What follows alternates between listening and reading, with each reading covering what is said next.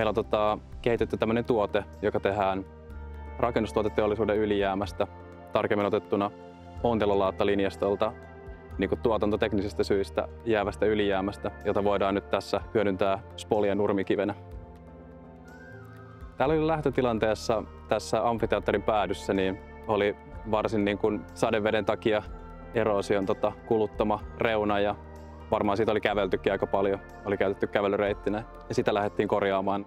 Tämä toimii tavallaan pintana, joka läpäisee hulevedet, joka on entistä tärkeämpi koko ajan kaupunkiympäristössä, jossa on paljon tämmöistä asfalttipeitteistä pintaa.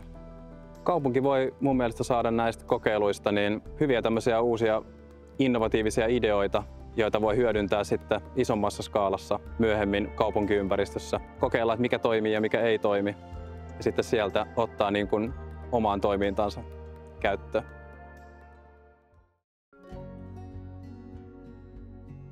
No, meillä on käynnissä tällainen kierrätysbetonikappaleiden uusiokäyttöpilottihanke, jossa on tarkoituksena käyttää rakennuksista purettuja betoniseinäelementtejä kappaleita viherrakentamisessa niin, että niistä saataisiin käyttöpintaa, joka kuitenkin toimisi myös läpäisevänä, ja ajatellaan, että jo nyt on kohtuullisen yleistä, että tiiviisti rakennetuilla alueilla on vähintäänkin satunnaisia tulvaongelmia ja ilmastonmuutoksen mukana ne tulee lisääntymään, niin tällaiselle on kova tarve.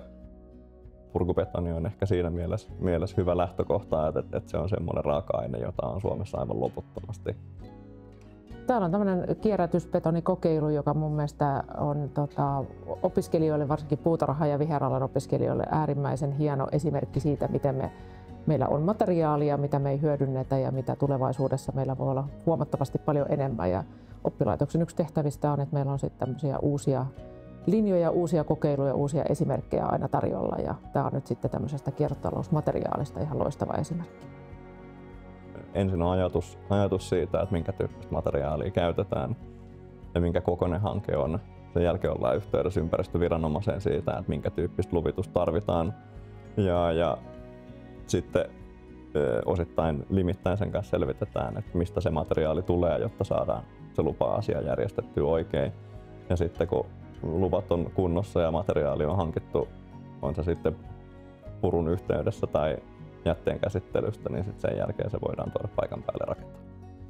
No, suurimmat haasteet on nimenomaan siellä tilaajan tahdossa. Eli monta kertaa näin niin tilaajilla ei ole kykyä tai halua.